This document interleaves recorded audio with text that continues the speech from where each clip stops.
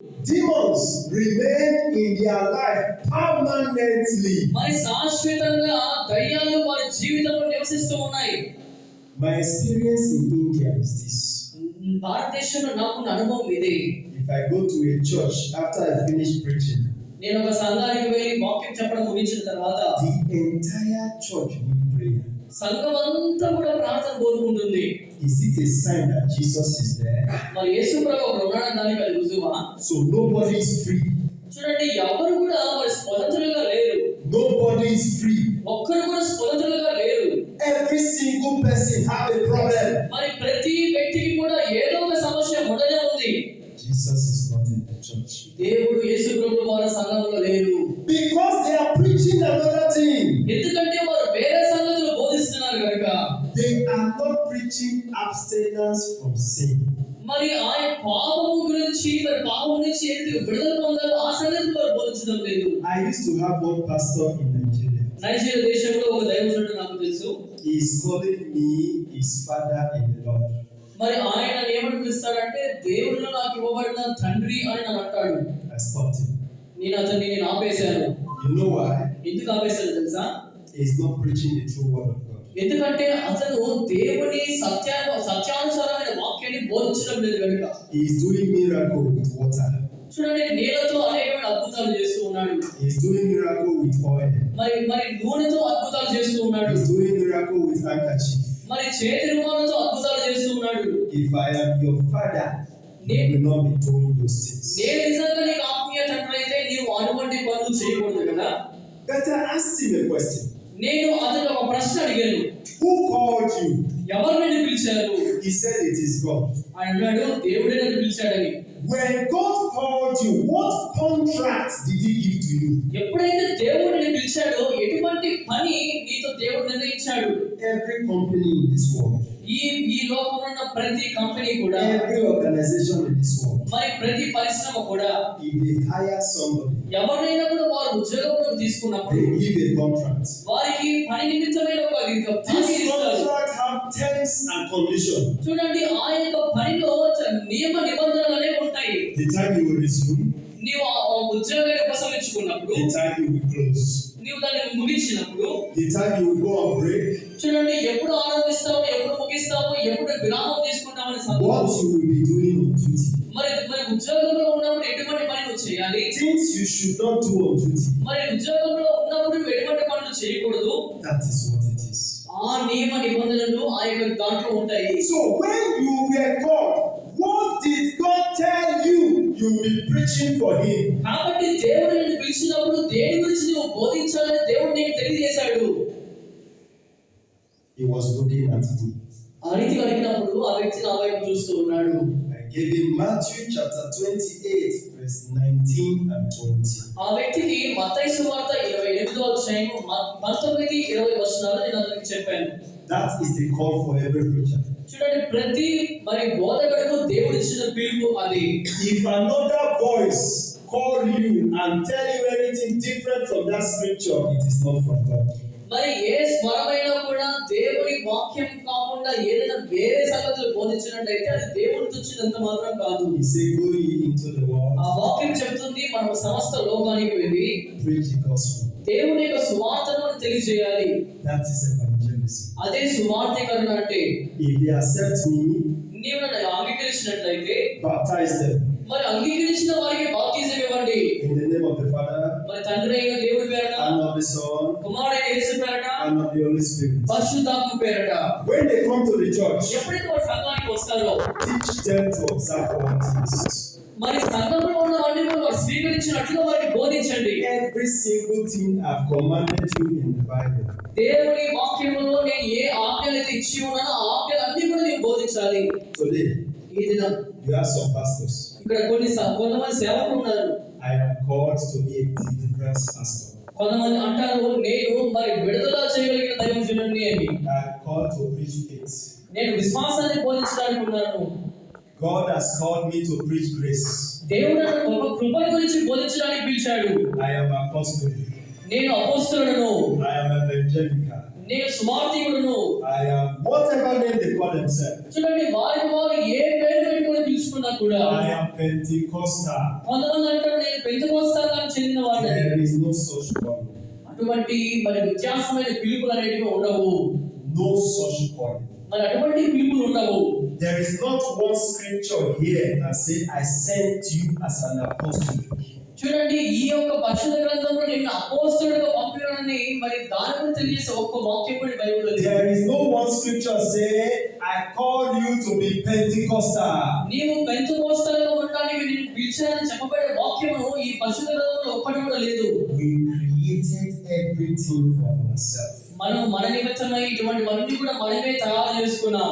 to avoid preaching truth. సత్యాన్ని బోధించకుండా ఉండడానికి మనకు అనుకూలమైన మనకు తయారు చేసుకున్నాం. That is why God left the church. అందుకే దేవుడు సంఘాలు విడిచిపెట్టి వెళ్ళాడు. Because he has left the church. ఆయన సంఘాన్ని విడిచిపెట్టాడు కనుక See what he said in verse 13. చూడండి, 11వ వచనంలో ఏం రాయబడిందో చూద్దాం. He said, in that day ఆ దినమందు they will faint.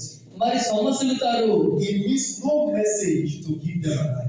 దాని అర్థం ఏమిటంటే వారిని సజీవంగా ఉంచడానికి వాక్యం అనేది లేదని. When Satan comes, the battle is landslide. చూడండి, ఎప్పుడైతే అపవాది అనేవాడు వస్తాడో అక్కడ యుద్ధం జరుగుతుంది. Satan will win 100%. The believer will have 0. చూడండి, అపవాది అనేవాడు యుద్ధానికి వచ్చినప్పుడు 100% వాడే గెలుస్తాడు, విశ్వాసం ఓడిపోతారు. What did Ephesians chapter 6 verse 12 tell us? మరి ఎఫెసీయులకు రాసిన పత్రిక 6వ అధ్యాయం 12వ వచనం ఏం చెబుతుంది మనకు? You remember? మీకు గుర్తుందా? He said we should put on the whole armor of God. అక్కడ వాక్యం చెబుతుంది మనం సర్వాంగ కవచాన్ని ధరించుకోవాలని. That we will be able to stand against the wiles of the devil. మరి అపవాది యొక్క కుయుక్తుల నుంచి తప్పించుకోవడానికి What are the armor? మరి ఆ యొక్క డాలు ఏది? Faith is one of them. దాంట్లో విశ్వాసం అనేది ఒకటి, Righteousness is one of నీతి అనేది them. ఒకటి, The word of God is one of them. దేవుని వాక్యం అనేది ఒకటి. Can you see? మీరు చూస్తూ ఉన్నారా? So it is not only faith. కాబట్టి విశ్వాసం మాత్రమే కాదు, It is not only grace. మరి కృప మాత్రమే కాదు, It is not only మరి righteousness. నీతి మాత్రమే కాదు, It's all things. అన్నీ కూడా అవసరమే. Amen. Amen. He said, put on how many armor? How many armor did he say we should put on? చూడండి, ఎన్ని మరి మరి మరి మరి ఆ యొక్క సర్వాంగ కవచాలు ధరించుకోవాలని ఇక్కడ రాయబడతా Is ఉంది. it one, ఒకటేనా? two? రెండా? No, he said only three. మూడేనా? Did he say four is enough? కేవలం 4 సరిపోతుందని రాయబడతా Did he ఉందా? say five is enough? 5 సరిపోతాయని He రాయబడతా ఉందా? said the whole armor of God. అక్కడ చెప్తా ఉన్న వాక్యం ఏమిటంటే It సర్వాంగ means కవచం the ధరించాలి. whole word of God. దేవుని సమస్త వాక్యం మనకు కావాలి. When Satan came to tempt Jesus, ఎప్పుడైతే యేసు ప్రభువుని శోధించడానికి అపవాది వచ్చాడో what did he use to defeat it? మరి Defeat him. మరి సాతానుని జయించడానికి దేవుడు ఏం ఉపయోగించాడు? He said, man shall not live by bread alone, మరి మనిషి అనేవాడు కేవలం రొట్టె వల్లనే బ్రతకడు, but by every word అయితే దేవుని నోటి నుండి వచ్చే ప్రతి వాక్యము వలన, that proceeded out of the mouth of God. దేవుని నోటి నుంచి ప్రతి వాక్యం వలన జీవిస్తారని ప్రభువైన యేసు క్రీస్తు సమాధానం ఇచ్చాడు. Did he say one word? ఒక వాక్యం అని చెప్పాడా? Two words? 2 వాక్యాలు అని చెప్పాడా? No, by faith alone. విశ్వాసం మాత్రమే అని చెప్పాడా? Only by the Holy Ghost. పరిశుద్ధాత్మ ద్వారా మాత్రమే అని చెప్పాడా? No, by being the Pentecostal. ఆ పెంతెకోస్తు విశ్వాసి అవడం మాత్రమే అని చెప్పాడా? By every word that proceeded out of this Bible. ఈ యొక్క పరిశుద్ధ గ్రంథం నుంచి వచ్చే ప్రతి లేఖనము ద్వారా, అన్ని లేఖనాల ద్వారా అని తెలియజేయబడతా ఉంది. The society is now affected. చూడండి, ఇప్పుడు ఉన్న మరి యొక్క సభలు అనేవి మరి చాలా ప్రభావితం అవుతున్నాయి. Because there is no godly message. ఎందుకంటే దైవాత్మకమైన వాక్యములు లేవు కనుక. You remember the Sermon of the Mount?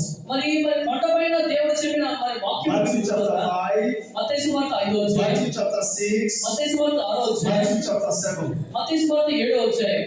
In that message, ఆ యొక్క ఉపదేశముల్లో in Matthew chapter 5, మత్తయి సువార్త 5వ అధ్యాయం somewhere around verse 11, 12, 13, 14, మరి 11, 12, 13, 14 వచనాలు he కావచ్చు. said, ye are the light of the world. ఆయన చెప్తున్న వాక్యం ఏమిటంటే ఆయన లోకానికి వెలుగై ఉన్నాడని. Can a man light a candle and put it under a bushel? చూడండి, ఎవరైనా కూడా మరి దీపాన్ని వెలిగించి దాన్ని కొంచెం మీద పెడతాడా? He said the light will shine and affect everyone in that area. ఆయన అంటున్నాడు వెలుగు ప్రకాశించి అక్కడ ఉన్న పరిసరాలందరినీ కూడా వెలిగిస్తుందని. What is the effect of the church in India? అయితే భారతదేశంలో సంఘం ఉండడం వల్ల దాని యొక్క ప్రభావం ఏమిటి? No power. శక్తి లేదు కదా, No power. శక్తి లేదు. Cannot break out the government. చూడండి, ఈ యొక్క ప్రభుత్వాన్ని కూడా కదిలించలేకపోతా ఉంది. Cannot break out the enemy. చూడండి, శత్రువుని మనం జయించలేకపోతా ఉంది. Because God is not in the church. కారణం దేవుడు సంఘములో లేడు కనుక. It is spiritual famine. అది ఆత్మ సంబంధమైన కరువు. What they are teaching the people are not the right thing. వారు ఏదైతే సంఘానికి బోధిస్తున్నారో అది సరైనది కాదు. They are teaching them what to eat వారు ఏమి తినాలో అతను బోధిస్తూ ఉన్నారు. instead of how to go to heaven.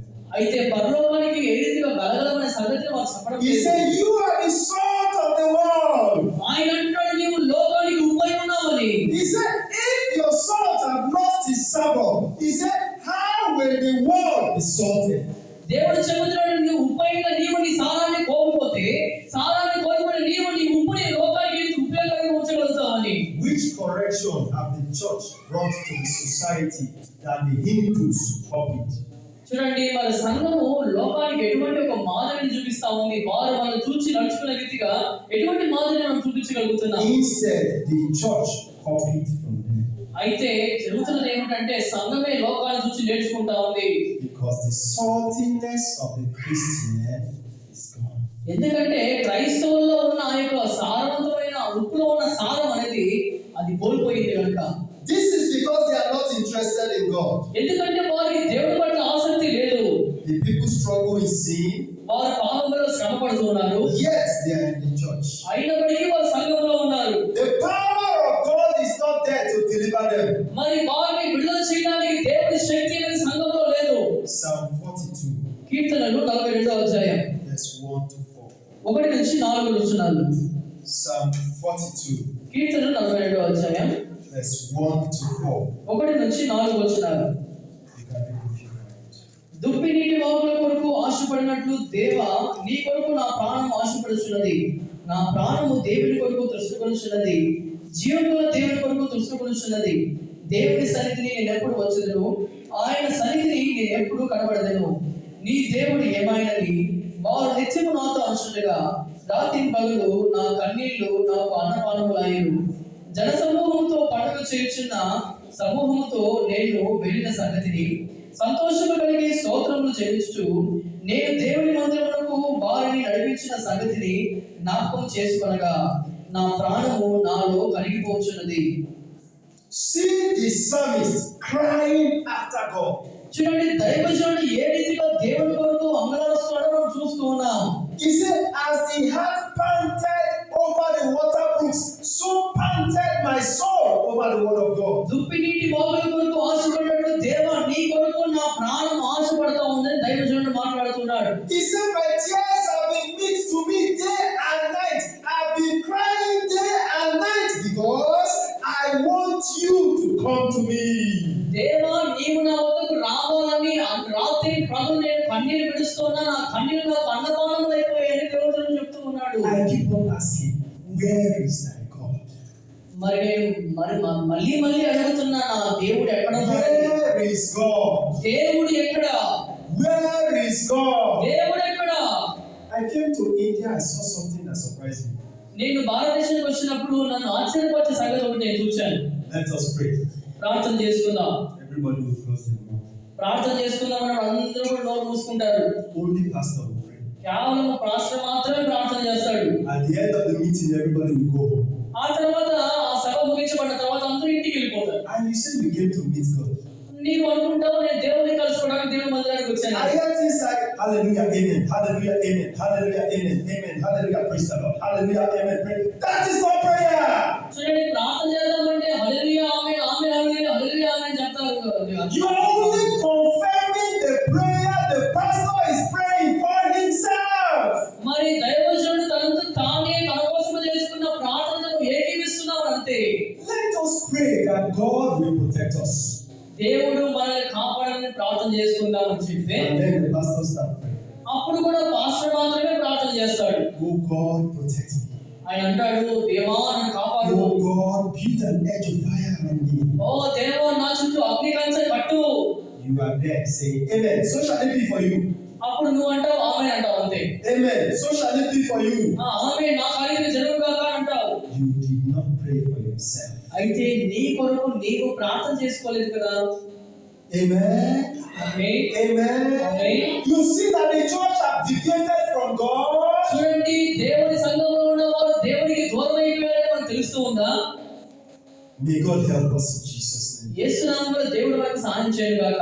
Look at this sincere man looking for God. చూడండి, ఇక్కడున్న దైవజనుడు ఎంత మరి దేవుని కొరకు వెతుకుతున్నాడో మనం చూస్తున్నాం. He is looking for righteousness. మరి నీతి కొరకు వెతుకుతూ ఉన్నాడు. He is crying day and night ఆయన రాత్రి పగలు కన్నీరు విడుస్తున్నట్టుగా చూస్తున్నాం. that he needs God. దేవుడు అతనికి కావాలని. But he's in a place where the people are not interested in God. అయితే అతను ఎటువంటి ప్రజల మధ్యలో ఉన్నాడంటే ఆ ప్రజలు దేవుని కోరుకునే వారంత మాత్రం కాదు. People started asking him, where is your God? ఆ ప్రజలు దైవజనుని అడుగుతున్నారు, మీ దేవుడు ఎక్కడా అని. Can you see? మీరు చూస్తున్నారా? Can you see? మీరు చూస్తున్నారా? Can you see? చూస్తున్నారా? So their life remains the same because they are not serving God with a purpose.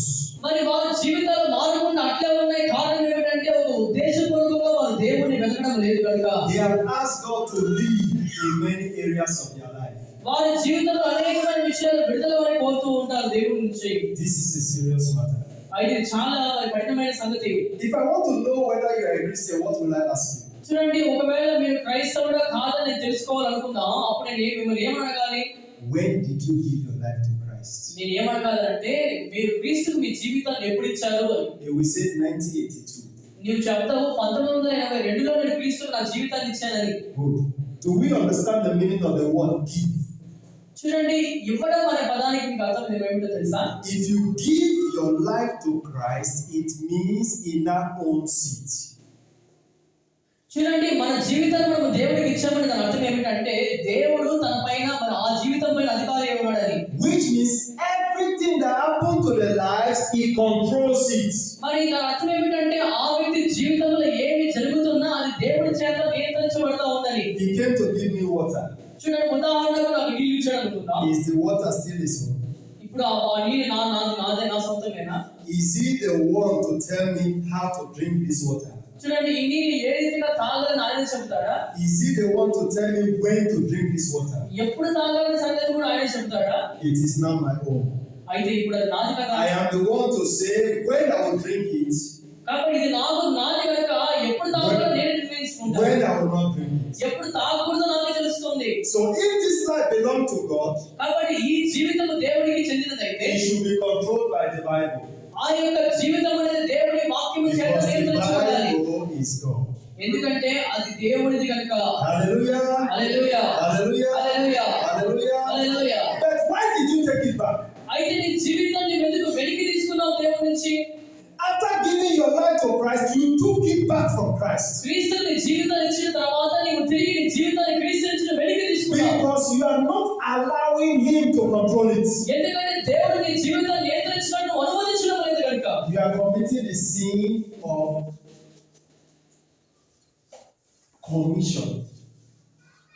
of commission. చూడండి, ఏదో మరి దేవుని వద్ద నుంచి తీసుకునేవాడుగా నువ్వు కనబడుతున్నావు. Which means you know it is a sin, yet you are committing it. మరి దాని అర్థం ఏమిటంటే అది పాపం అని మీకు తెలిసినా కూడా అది పాపం అని తెలిసి కూడా చేయడం. This famine in the church in India is not the one of bread or meat. ఈ భారతదేశంలో ఉన్న కరువు అనేది అన్నపానాల గురించిన కరువు కాదు, కానీ It is of hearing the word of God. దేవుని వాక్యము వినకపోవడం అనేది కరువు. That is why people are going from church to hell. అందుకే మరి సంఘం నుంచి నరకానికి వెళ్ళిపోతున్నారు దేవుని బిడ్డలంతా. The people in the church and the people in the society no difference. చూడండి, సంఘంలో ఉన్న విశ్వాసులు కావచ్చు, లోకంలో ఉన్న వ్యక్తులు కావచ్చు, వీరిద్దరు కూడా వేరుగా లేరు కానీ ఒకే రీతిగా ఉంటున్నారు. The way those of other gods dress, that is how you dress. చూడండి, ఇతర దేవుళ్ళకు కలిగిన విశ్వాసం ఏ రీతిగా వస్త్రధారణ కలిగి ఉంటున్నారో దేవుడి బిడ్డలు కూడా అదే రీతిగా వస్త్రధారణ కలిగి ఉన్నారు. The way those of other gods behave, that is how you behave. చూడండి, ఇతర దేవతలు ఏ రీతిగా ప్రవర్తిస్తున్నారో నీవు కూడా ఆ రీతిగానే ప్రవర్తిస్తున్నావు. The things they lie to do are the things you also lie to do. వారు ఎటువంటి పనులు చేయడానికి ఇష్టపడుతున్నారో అటువంటి పనులు నీవు కూడా చేయడానికి ఇష్టపడుతున్నావు. Because you don't know the truth. ఎందుకంటే నీకు సత్యం తెలియదు కనుక You will remain in bondage. నీవు బంధకాలలో మిగిలిపోతావు. Bondage of hell. ఆ బంధకం అనేది నరకాలతో కూడిన బంధకం. Charging the pastors here today. ఈ దినమందు దైవజనులను నేను ప్రోత్సహిస్తున్నాను. Rise up and deliver yourself from these debts. ఈ యొక్క మరణకరమైన బంధకాల నుంచి లేచి నిన్ను విడుదలపరచుకో. So that you can deliver others. తద్వారా నీవు ఇతరులకు విడుదల కలుగజేయవచ్చు. What did Paul say? అపోస్తలుడైన పౌలు ఏం చెప్పాడంటే Romans chapter 7. రోమీయులకు రాసిన పత్రిక 7వ అధ్యాయం. He said, when I want to do good, I find myself doing evil. చూడండి, మేలు చేయగలిగిన నేను కీడునే చేస్తున్నానని పౌలు చెప్తూ ఉన్నాడు. But I discover something in my life. I discover something in my life. నా జీవితంలో ఏదో నేను కనుగొన్నాను. That it is not me that is doing it. నేను నా జీవితంలో చేస్తున్నది నేను కాదు. It is the sin in me that is doing it. నేను చేస్తున్నవన్నీ కూడా నాలో ఉన్న పాపమే చేస్తుంది కానీ నేను కాదని మన పౌలు చెప్తున్నాడు. In the last verse there he cried. He cried. మరి ఆఖరిగా రాయబడతా ఉంది పౌలు Who ఏడ్చాడు. shall deliver me from this death? ఇటువంటి మరణకరమైన బంధకం నుంచి ఎవరు నన్ను విడిపించగలడు? That is why Romans chapter 8 verse 1 and 2 say, he himself said it is the Lord Jesus Christ that came to deliver me. అందుకే రోమీయులకు రాసిన పత్రిక 8వ అధ్యాయం 1-2 వచనాలు చెప్పబడుతున్న వాక్యం ఏమిటంటే క్రీస్తు తానే లోకానికి వచ్చి అందరినీ విడిపించాడని. You are a pastor, you are still in sin, you need deliverance from Jesus. మరి దైవజనుడిగా ఉంటున్న నీవు ఇంకా పాపంలో ఉన్నట్లయితే నీకు విడుదల అవసరమై ఉన్నది. Because you yourself, you are not born again. ఎందుకంటే నీవే ఇంకా తిరిగి జన్మించలేదు ఇంకా. How can you born others again? మరి నీవే తిరిగి జన్మించకపోతే ఇతరుల విషయంలో ఏ రీతిగా సహాయపడతావు? You yourself, you are in bondage of Satan. నీవు సాధారణ బంధకాల్లో ఉన్నట్లయితే How can you set others free from bondage? మరి ఇతరులను బంధకాల నుంచి ఏ రీతిగా విడిపించగలుగుతావు? Isaiah chapter 59. మరి యెషయా 59వ అధ్యాయం చూసినట్లయితే From verse 11. 11వ వచనం నుంచి Isaiah 59. యెషయా 59వ అధ్యాయం From verse 11 11వ వచనం మొదలు to 16. 16వ వచనం వరకు. మేమందరం ఎలుగుబంట్ల వలె బొబ్బరించుతున్నాము, గువ్వల వలె దుఃఖరము చేయుచున్నాము, న్యాయం కొరకు కాచుకొనుచున్నాము గాని అది లభించడం లేదు, రక్షణ కొరకు కాచుకొనుచున్నాము గాని అది మాకు దూరంగా ఉన్నది. 59:11 వారిని చంపకము ఏలనగా చదవండి. 59 from 11. అదే చదవండి. రక్షణ కొరకు కాచుకొనుచున్నాము గాని అది మాకు దూరంగా ఉన్నది. మేము చేసిన తిరుగుబాటు క్రియలు నీ ఎదుట విశ్రమించుచున్నవి, మా పాపములు మా మీద సాక్ష్యం పలుకుతున్నవి, మా తిరుగుబాటు క్రియలు మాకు కనబడుతున్నవి, మా దోషములు మాకు తెలిసే ఉన్నవి. తిరుగుబాటు చేయుటయు యెహోవాను విశ్వసించుటయు మా దేవుని వెంబడింపక వెనుక తీయుటయు బాధాకరమైన మాటలు విధికి వ్యతిరేకమైన మాటలు వచించుటయు హృదయంలో యోచించుకొని అసత్య మాటలు పలుకుటయు ఇవియే మా వలన జరుగుతున్నవి. Amen. Verse 11 it says, For we roar all like bears, and mourn sore like doves. We look for judgment, but there is none. For salvation, but it is far from us. 11వ వచనంలో చూసినట్లయితే వాక్యం వీరికి తెలియజేయబడతా ఉంది. మేమందరము ఎలుగుబంట్ల వలె బొబ్బరించుచున్నాము, గువ్వల వలె దుఃఖారామం చేయుచున్నాము, న్యాయం కొరకు కాచుకొనుచున్నాము కానీ అది లభించడం లేదు, రక్షణ కొరకు కాచుకొనుచున్నాము కానీ అది మాకు దూరంగా ఉన్నది. Can you see? మీరు చూస్తున్నారా? They are looking for salvation, they cannot find. వారు రక్షణ కొరకు వెతుకుతున్నారు కానీ అది వారికి దొరకడం లేదు.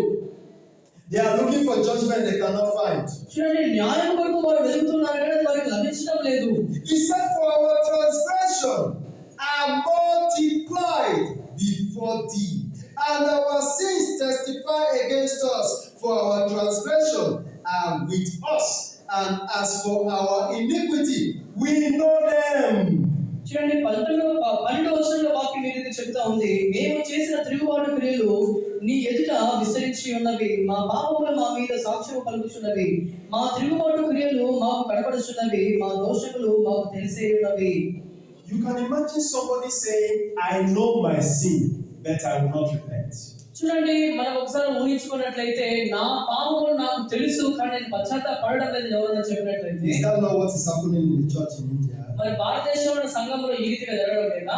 They will tell you, I know what I'm doing is wrong, మరి సంఘంలో ఉన్న వారు చెప్తారు, నేను చేస్తుంది తప్పని నాకు తెలుసు but I cannot change. కానీ నేను మారను.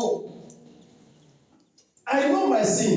నా పాపమేమో నాకు తెలుసు, I know my problem. నా సమస్య ఏమిటో నాకు తెలుసు, But because of the situation, I will continue to do it. అయితే నా పరిస్థితులను బట్టి నేను దాన్ని కొనసాగిస్తానని చెప్తారు.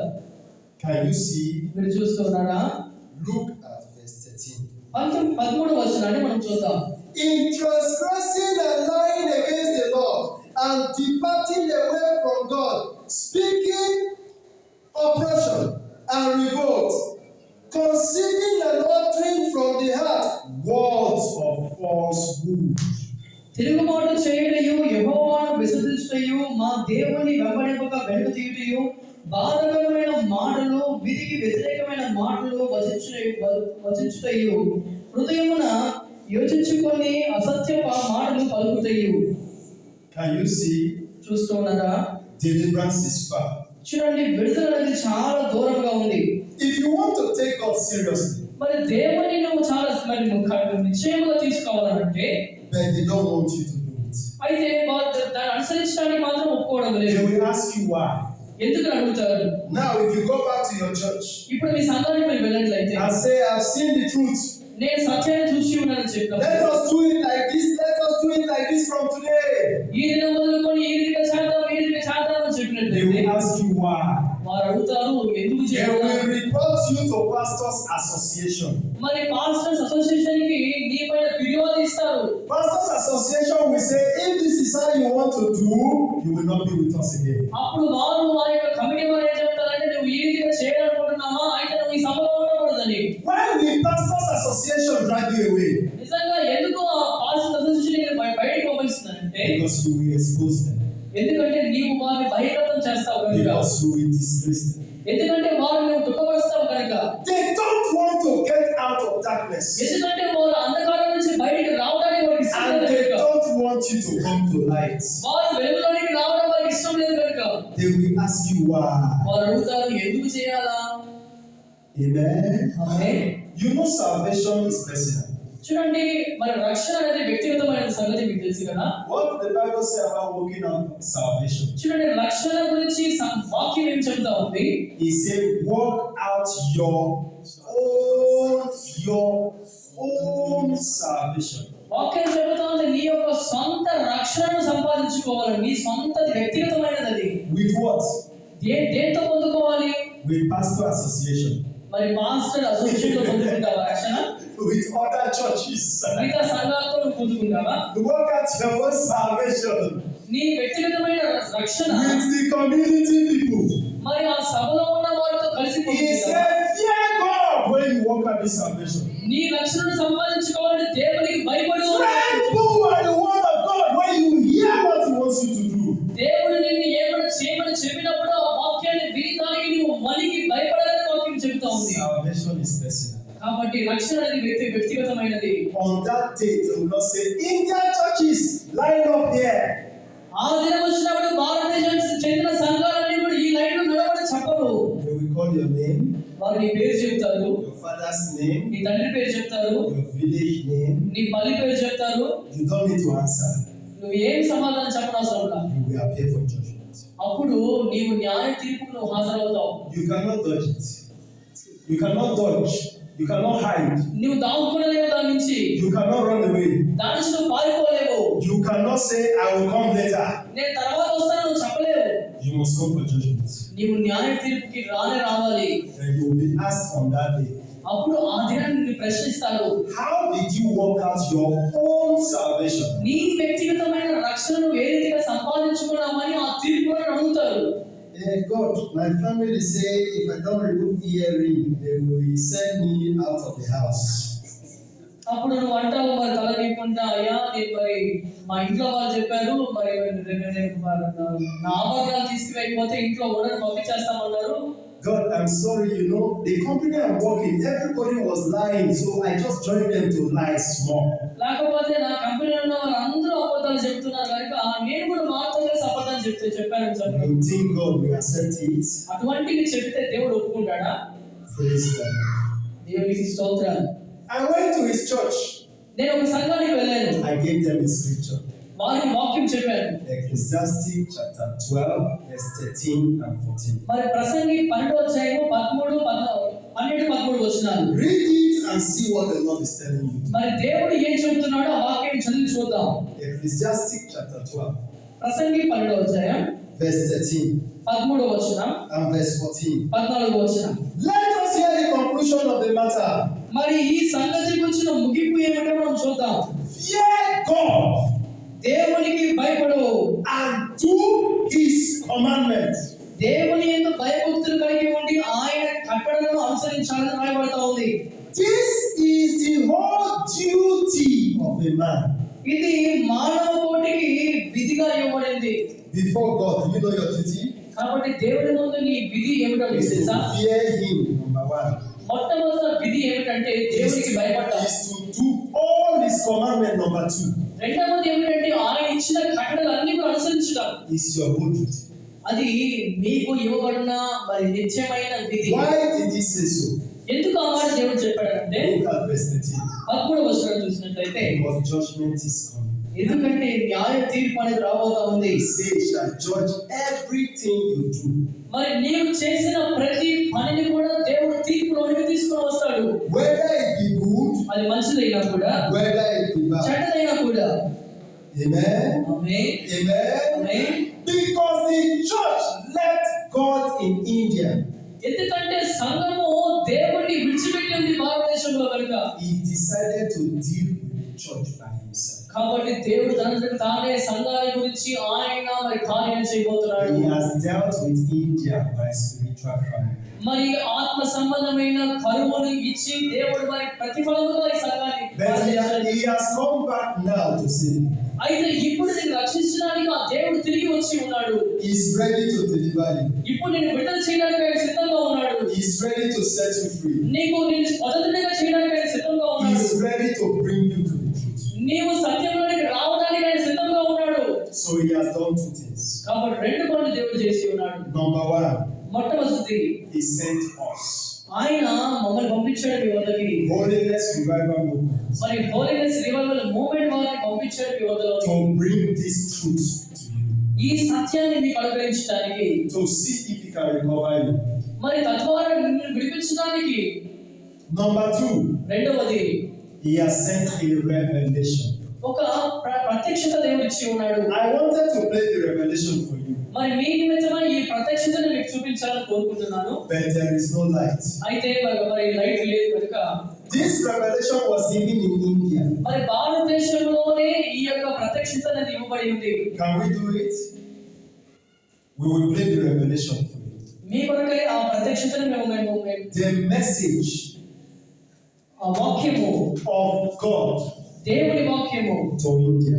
భారతదేశానికి దేవుడు ఇచ్చిన దైవ వాక్యం. He gave this message in our father's church, Pastor David.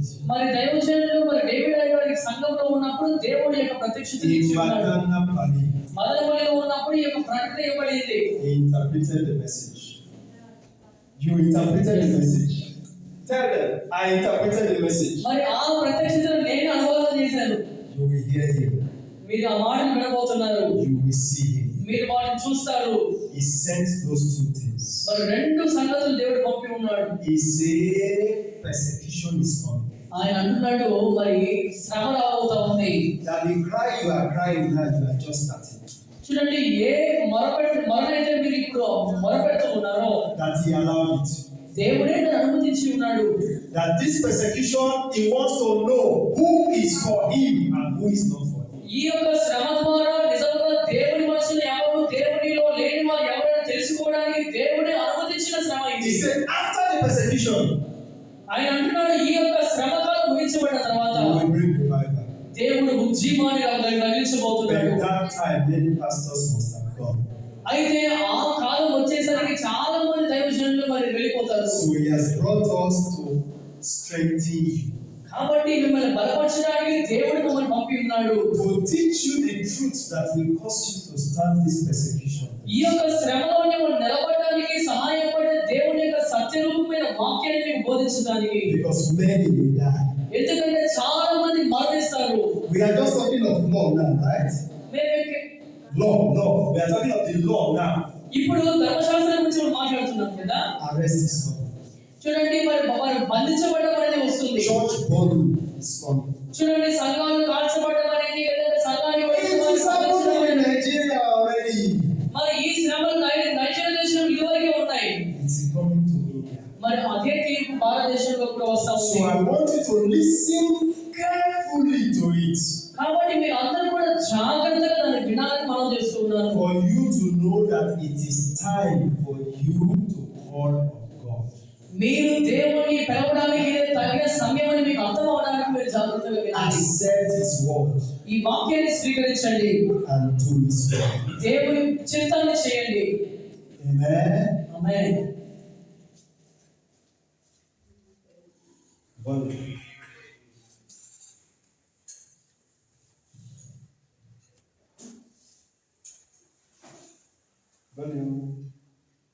Amen. Praise the Lord. దేవునికి స్తోత్రం. So if you key into what God is bringing to India, భారతదేశానికి ఎటువంటి కార్యాలు దేవుడు చేయబోతున్నాడనే సంగతుల పట్ల నీకు శ్రద్ధ ఉన్నట్లయితే is the speaker there not working? We can use this mic. Wherever sound is coming, we put the microphone.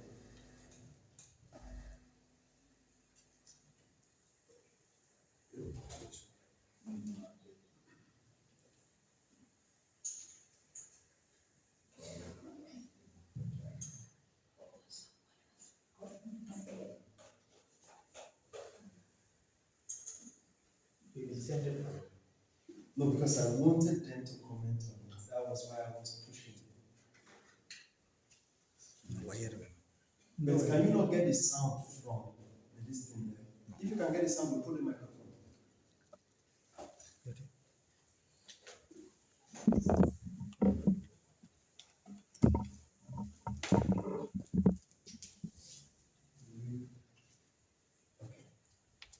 Praise the Lord. Hallelujah. Amen. Amen. I have a question. ఒక ప్రశ్న నాకు ఉంది. How long do we plan to live in this world? ఈ లోకంలో ఎంత కాలం మనం జీవించాలని మనం ఆశిస్తున్నాం. Do we know we are pilgrim in this place? మనం అందరూ కూడా ఈ యొక్క లోకంలో యాత్రికులమైన సంగతి మీకు We are తెలుసా? just passing by. మనం కేవలం సంచరిస్తున్న యాత్రికులు మాత్రమే. And there is a place prepared for us. మన నిమిత్తమై సిద్ధపరచబడిన ఒక స్థలం అనేది ఉంది. Better than this place. ఈ స్థలం కంటే ఉత్తమమైన స్థలం మన కొరకు Where there సిద్ధపరచబడింది. is no pain. అక్కడ దుఃఖం అనేది ఉండదు. Where there is no cry. మరి ఏడుపు అనేది ఉండదు. Where there is no war. మరి పని కూడా ఉండదు. Where there is enjoyment. అక్కడ సంతోషం అనేది ఉంటుంది. Why don't we walk to go to that place? అటువంటి మంచి స్థలానికి వెళ్ళడానికి మనం ఎందుకు పని చేయకూడదు? Why are we struggling for the things we want to eat in this place and we prefer it more than that place? చూడండి ఈ యొక్క భూమి పైన మనం ఏమి తినాలో దాని గురించి మనం ఎందుకు ఎక్కువగా శ్రద్ధ వహిస్తున్నామో పరలోకమైన దేవుడి సన్నిధి కంటే కూడా God wants us to wake up. దేవుడు మనం మేలుకోవాలని కోరుకుంటున్నాడు. Amen. So let's listen to the message. Pay attention. After the message, I am coming back. కాబట్టి దయచేసి శ్రద్ధ వహించి వాక్యాన్ని వినండి. విన్న తర్వాత నేను తిరిగి మీ వద్దకు వస్తాను. Only 24 minutes. కేవలం 24 నిమిషాలు మాత్రమే. Amen.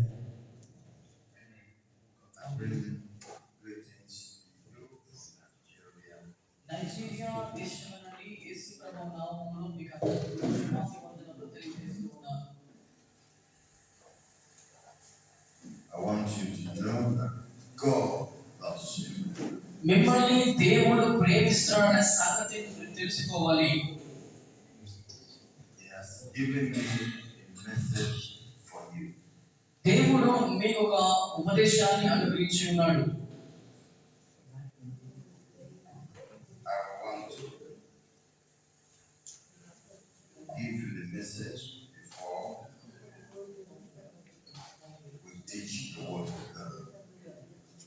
వంతు మీకు దేవుడి వాక్యాన్ని మేము బోధించబోతున్నాం.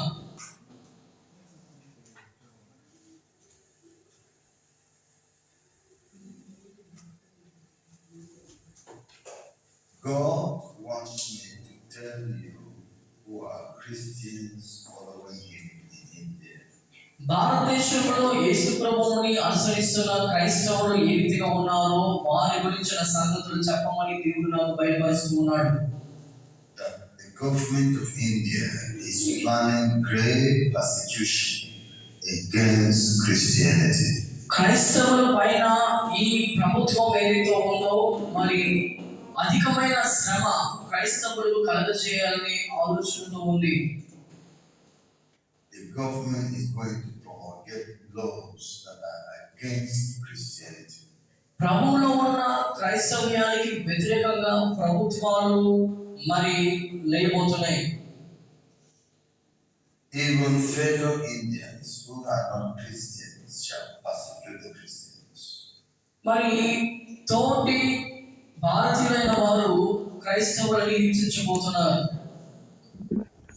I don't know how long this will come to pass, but it will come to pass. అయితే అది ఎంత కాలం నడుస్తుందో నాకు తెలియదు కానీ ఈ రీతిగా క్రైస్తవులు హింసించబడబోతున్నారు. So God is saying, when this comes to pass, don't be afraid. కాబట్టి దేవుడు మీకు ఏమి చెప్పాలని ప్రేరేపిస్తున్నాడంటే ఇటువంటి శ్రమలు వచ్చినప్పుడు మీరు వాటిని చూచి భయపడవద్దు. He is the one that allows the government of India to do that. చూడండి, అటువంటి శ్రమలు మరి కలగడం అనే దాన్ని దేవుడే